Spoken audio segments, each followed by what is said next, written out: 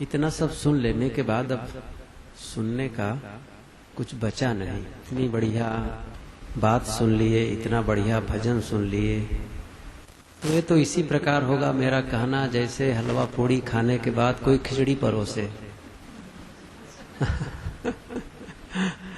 तो जो हलवा पूड़ी खा के तृप्त रहेगा, खिचड़ी खाने का मन किसका करेगा? हाँ, जो बीमार होगा उसको करेगा। नहीं, ठीक है। तो आओ मैं आप लोगों को कुछ खिचड़ी खिलाऊं, और वही बासी खिचड़ी फिर से उसको बघार के, फिर से उसे ताजा करके। जैसे कि कई दिनों से ये चर्चा चल रही है, जब से मैं आया और ये विचार शुरू हुआ है, तो शुरू दिन ही मैंने पूछ लिया था कि भाई आप लोग चाहते क्या हैं जीवन में, आप चाहते क्या हैं, क्या पाना चाहते हैं। तो इसी पर चर्चा प्रारंभ हो गई कि हम सब सुख चाहते हैं, मन की शांति चाहते हैं, तो हम उसको, उस विषय को खोलना शुरू कर दिए। जैसे कोई डॉक्टर किसी का पेट फाड़े तो उसको चीर करके खोलता है, वैसे ही इस विषय को हम उसका चीर फाड़ करना शुरू करें कि सचमुच आखिर सुख कहीं है जिसे हम पाना चाहते हैं, वो मिल जाए तो हम सुखी हो जाएं। तो कल तक हमने देखा कि दुनियावी चीजों में सुख नहीं है। जैसे मैंने कहा कि पदार्थों में सुख नहीं है, वो पदार्थ चाहे वो रुपये पैसे के रूप में हो, धन द्रव्य के रूप में हो, या फिर घर मकान के रूप में हो, गाड़ी मोटर के रूप में हो, जब हम उसका उपयोग करते हैं तो केवल उससे हमारा जीवन निर्वाह होता है, केवल एक सुविधा के लिए है। जीवन गुजर की वो वस्तुएं हैं, ये वस्तुएं, और कई बार ऐसा भी है, ये जो वस्तुएं हैं ना, सीधे हमारे से जुड़ते नहीं हैं। जैसे रुपये, जैसे सोना, लोहा, चांदी, ये हम सीधे हमारे जीवन से उसका संपर्क नहीं बनता है। जैसे यदि हम प्यासे हों, भूखे हों, और हमारे सामने 10 तोला 10 किलो का सोना रख दें, तो हम क्या करेंगे? उससे भूख नहीं मिटने वाली है। एक बहुत बड़े फकीर हो चुके, शेख शादी, ये सूफी संत हो चुके हैं, शेख शादी, उन्होंने एक कविता लिखी। कविता, यहाँ पर कविता का प्रसंग नहीं है, उन्होंने एक जगह लिखा, शायद तो कविता का ही भाव हो, उसका भाव यही था कि मैं एक बार एक बसरा के रेगिस्तान में पहुंच गया। जैसे रेगिस्तान होता है जहां दूर दूर तक पेड़ नहीं, पानी नहीं, तो वहां पहुंचा तो बहुत प्यासा। तो सामने देखा कि एक पोटली है, एक थैली है, तो मन में बड़ा संतोष हुआ कि कहीं उसमें खाने का लिए चना हो, गेहूं के दाने हो, मूंग के दाने हो, तो मैं खाऊं और अपनी भूख मिटाऊं। और जब नजदीक गया, जब उस थैली को खोला, तो मैं बहुत दुखी हुआ। क्यों? इसलिए कि उसमें हीरे थे, जवाहरात थे, उसमें सब सोने चांदी थे। मैं बहुत दुखी हुआ क्योंकि उसमें खाने का कुछ सामान नहीं था। हमारी मुख्य आवश्यकता क्या है जीवन की? रोटी, पानी, ये हमारी प्रमुख आवश्यकताएं हैं। लेकिन ये सब माध्यम बनते हैं। रुपयों से हम खरीद लेते हैं, धन है तो उसको हम भुना लेते हैं और उससे खरीद लेते हैं, एक साधन बनता है। सीधे हमारे शरीर से उसका कोई संबंध नहीं। तो असली धन क्या है? रोटी। लेकिन उसकी भी एक सीमा है। वह हमें कब तक तृप्ति देता है? जब तक हम भूख से पीड़ित रहते हैं। जैसे भूख मिटी, उसकी आवश्यकता खत्म हो गई। चाहे जितनी रोटी हमारे पास रखी हो, हमारे पास मान लो हजारों रोटियां रखी हैं, और हमें आवश्यकता कितने की है? 4 रोटी की। उसके बाद यदि उन रोटियों को, उनकी आवश्यकता जिन्हें है उन्हें न बांट दें, तो वो खराब होकर के हमारे लिए नुकसानदेह करेंगे। तो हमारे पास हमें जीवन के लिए उतने ही धन की आवश्यकता है जिससे हमारा जीवन का निर्वाह हो जाए, हमारे परिवार का पोषण हो जाए। इसीलिए संत लोग कहा करते हैं कि साईं इतना दीजिए जामे कुटुंब समाए, मैं भी भूखा ना रहूं साधुन भूखा जाए। इतना तो चाहिए।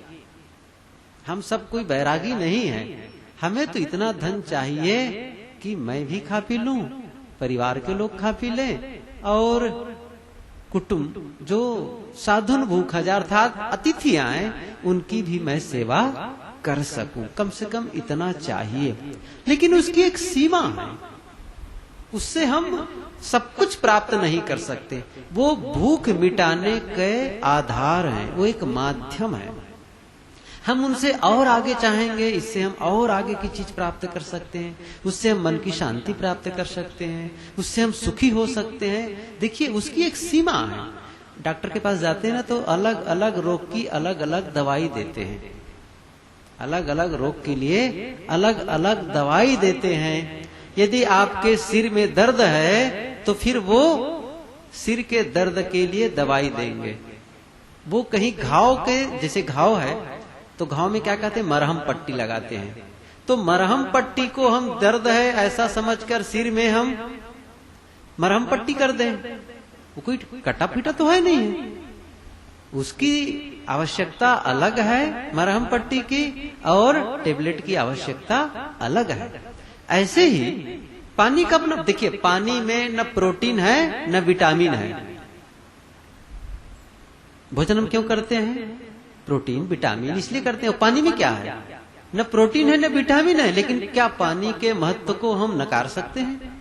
हवा बिना पैसे के लेते हैं, क्या उसके महत्व को नकार सकते हैं? उसके महत्व को नहीं नकार सकते। न रोटी के महत्व को नकार सकते हैं, न पानी के महत्व को नकार सकते हैं, न कपड़े के महत्व को नकार सकते हैं, लेकिन वह एक सीमा के अंदर हमारा सहयोग कर सकते हैं। वे सब वो उसके आगे नहीं जा सकते हैं। हम उससे चाहेंगे कि नहीं इसको पाकर हम सुखी हो जाएंगे, सुखी नहीं हो सकते हैं। उसके लिए और भी आवश्यकता है, उसके लिए और भी आवश्यकता है। मैं एक सहज उदाहरण बताता हूं।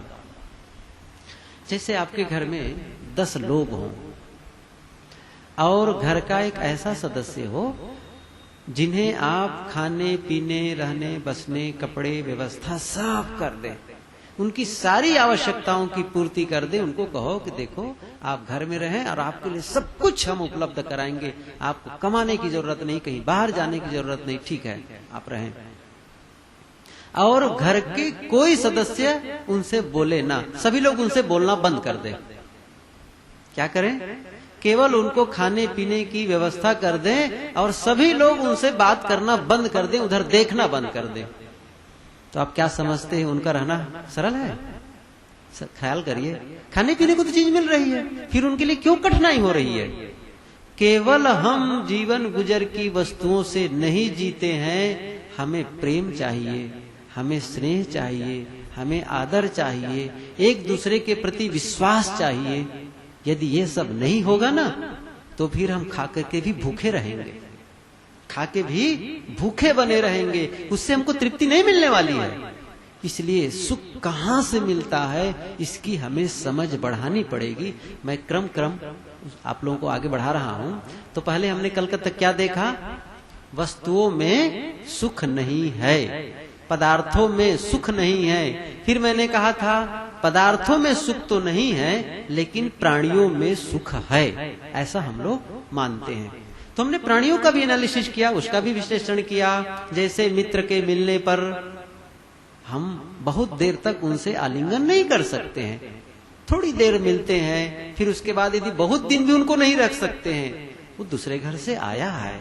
मित्र के रहने की एक सीमा है, 2 दिन ही उससे प्रेम ज्यादा बना रह सकता है। हम उसे कहें 10 दिन रहें तो फिर हमारे मन में एक अटपट लगने लगेगा, मित्र को भी अटपटा लगने लगेगा, और वो दूर में ही रह करके उनसे हमसे प्रेम बना रह सकता है।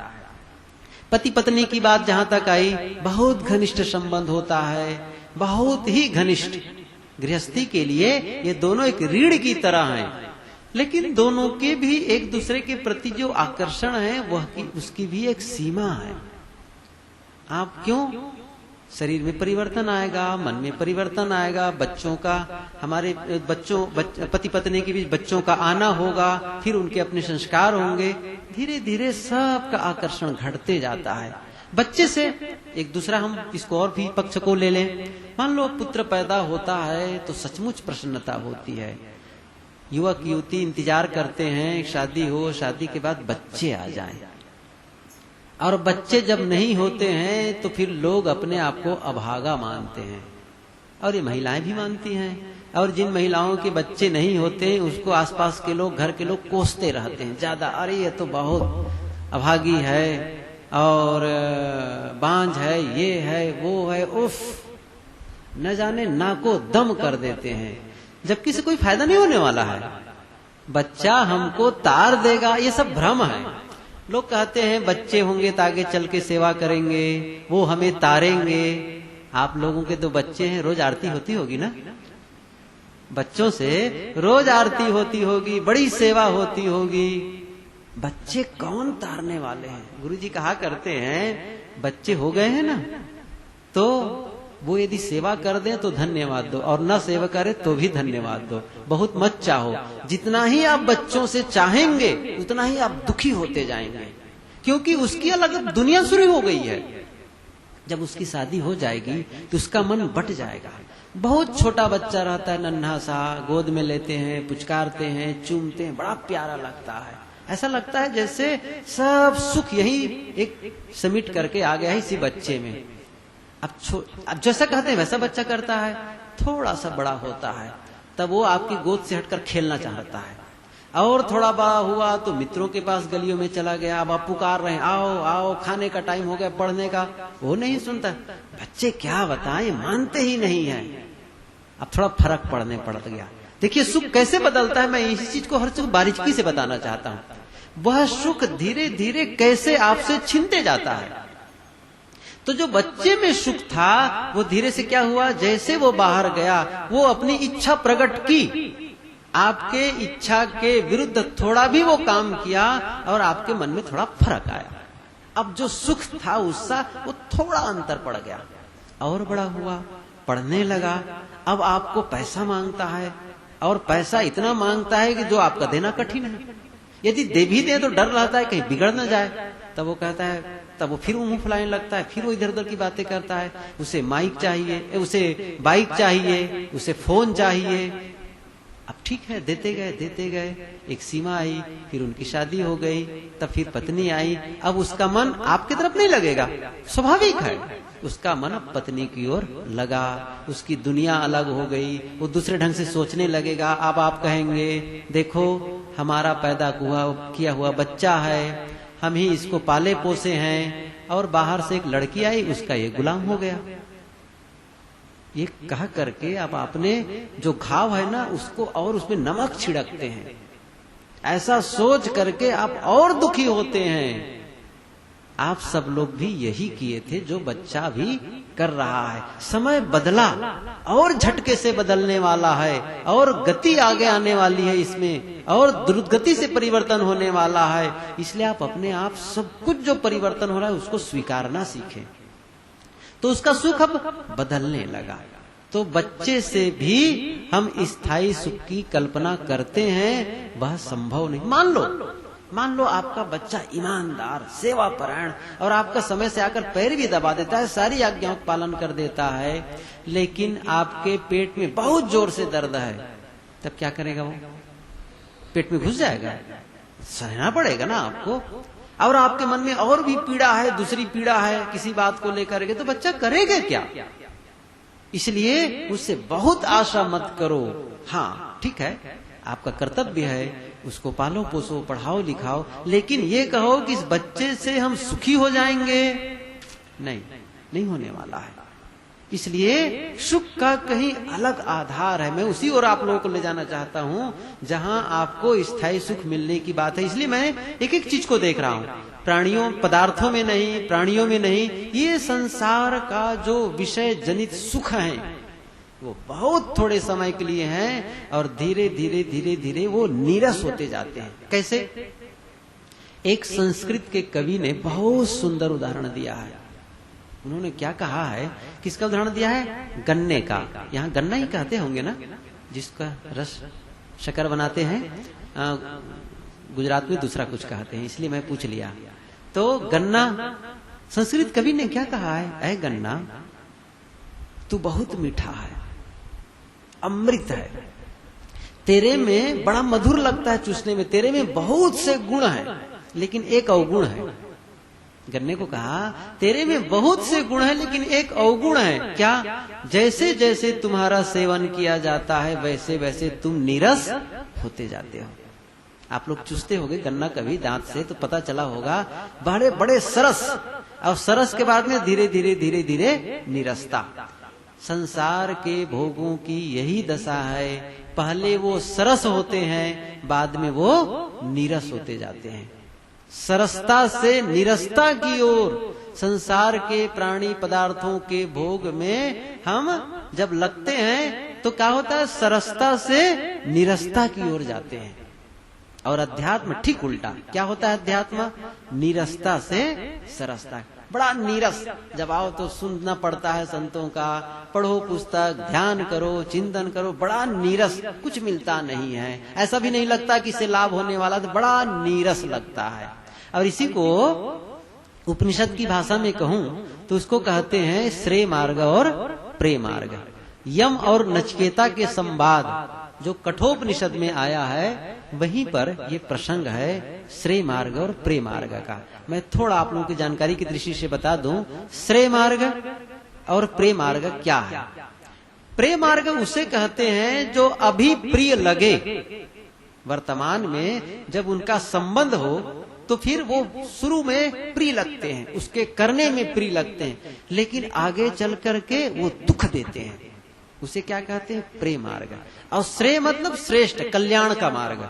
जो कल्याण का मार्ग क्या होता है? वह शुरू में नीरस लगता है, अच्छा नहीं लगता उसके करने में, लेकिन करते करते करते करते क्या होता है? सरस होते जाता है, उसका रस और बढ़ता जाता है, और अंत में पूर्ण तृप्ति को देता है। और ऐसी तृप्ति को देता है जो कभी खत्म नहीं होता है, वो है अध्यात्म। अध्यात्म ही हमें नीरसता से सरसता की ओर ले जाता है, लेकिन संसार के भोग हमें सरसता से नीरसता की ओर ले जाता है। इसलिए जितने भी प्राणी और पदार्थ हैं, जितना ही अधिक उसमें मन लगाते जाएंगे, उतना ही हम दुख की ओर नीचे उतरते जाएंगे। और न केवल हम उससे, और हम भोगों से, प्राणी और पदार्थों से न केवल हमारा जब संबंध का वियोग होगा, तब उसके सुख का वियोग होगा। सुख का वियोग हो तब तक तो संतोष है, लेकिन जब सुख का वियोग होता है तब वह क्या करता है? दुख हमारी झोली में छोड़ के जाता है। सबसे कठिन समस्या यही है इसके लिए, और इसी के लिए अध्यात्म की आवश्यकता होती है। जैसे एक आदमी आए, उनसे आप लोग बातचीत करें, हम बातचीत करें, और बातचीत करने के बाद प्रेम से वो चला जाए, बढ़िया है, आया और गया। एक दूसरा आदमी आया, उनसे बातचीत हुई हमारी, और जाते समय हमारे गाल में 2 तमाचा मार के गया। तो पहले वाला तो ठीक है, आया और गया, और दूसरा आदमी आया और 2 तमाचा मार कर गया, तो बहुत, तब फिर कितना कठिन है उसको याद रखना। ऐसे ही जब ये मिलते हैं तब तो बड़े अच्छे लगते हैं, और जब बिछुड़ते हैं तब वो जानो गाल में तमाचा मार के जाना है। आप लोग का अनुभव होगा, बच्चे पैदा होते हैं, बड़ा आनंद बड़ा होता है, और जैसे ही कहीं बच्चे का मरना हो गया या उससे वियोग हो गया, तो फिर तड़प तड़प के रोना होता है। धन आता है तब भी यही होता है, और बिछुड़ता है तब भी यही होता है। कबीर साहब की साखी में कहूं आप लोगों को, वो तो दोनों ढंग से कहते हैं। साहब तो ये भी कहते हैं कि कनक कामनी देख के तू मत भूल सुरंग, मिलन बिछुड़न दुहेल राजस के चुल तजत भुवंग। ये माया की चीजें मिलने में भी दुख देती हैं और बिछुड़ने में, इसको प्राप्त करने में सरतोड़ परिश्रम करना पड़ता है, और जब इसका वियोग होता है तो भी ये दुख दे करके जाता है। लात मार के जाता है। कैसे? सांप का उदाहरण देते हैं। जस केचुल तजत भुवंग, जैसे सर्प के ऊपर जब आवरण आ जाता है, ऊपर कवर्ड हो जाता है, तो उसकी आंखें बंद हो जाती है, उसको आहार ढूंढना कठिन होता है, चलना कठिन होता है। और जब वह आवरण निकलता है, उसकी जो केचुली है वो अलग होती है, तो चमड़ी इतनी कोमल होती है कि जब वो चलता है ना, तो कांटे कंकड़ इतने दुख देते हैं उसको, यहां तक कि चींटियां भी उसको काटने लगती है। तो मिलने में दुख और बिछुड़ने में दुख, ये है संसार के भोग पदार्थों की स्थिति। और इन्हीं भोग पदार्थों से हम क्या चाह रहे हैं? हमें सुख मिले, सुख मिले, सुख मिले। उफ, सुख के लिए हमको एक दूसरा ही स्थल जाना पड़ेगा, एक दूसरे स्टेज में जाना। अभी तक का अनुभव क्या कहता है? छोड़िए मेरी बातें, मेरी बातों का भूल जाइए। आपका अपना अनुभव क्या कहता है? क्या अभी तक जो हमारा जीवन बीता है और जो हमारे पास मौजूद है वस्तुओं के रूप में और प्राणियों के रूप में, क्या अभी लगता है कि हम पूर्ण संतुष्ट हैं? ऐसा लगता है कि अभी यमराज आ जाए और चलो, हाँ बिल्कुल पूरा है हमारा जीवन का काम? नहीं, यदि आ जाना यमराज तो हम कहेंगे रुको अभी, ठहरो, अभी अमुक काम बाकी, अमुक काम बाकी, ये करना है, ठहरो अभी। यमराज कोई कहेंगे रुको अभी, बड़ा कठिन है। काम की पूर्णता का एहसास नहीं हो रहा है, वस्तुओं की पूर्णता का एहसास नहीं हो रहा है। और जब तक ये पूर्णता का एहसास नहीं होगा, तब तक पूर्ण सुखी हम नहीं हो सकते। स्थायी सुख की अनुभूति हम नहीं कर सकते। स्थायी सुख की अनुभूति के लिए हमें जिस स्टेज में है उससे ऊपर उठना होगा, कुछ और करना होगा, कुछ और जानना होगा, अपने जीवन में कुछ और परिवर्तन करना होगा, तभी हमें शाश्वत सुख की अनुभूति हो सकती है। इसलिए हमें शाश्वत सुख के लिए हमें कदम बढ़ाना है। लेकिन मेरे से ज्यादा घड़ी का कांटा कदम बढ़ा रहा है। इसलिए मैं भी अब एक सीमा के अंदर मैं क्रमशः बताऊंगा आगे कि कैसे हम उस सुख की ओर जाएं, और ऐसा सुख जिसको पाने के बाद फिर जीवन में असंतुष्टि नहीं रहेगी और हम सदा सदा के लिए सुखी हो जाएंगे। मैं उसी केंद्र की ओर आप लोगों को खींच रहा हूं। आज इतना है ना।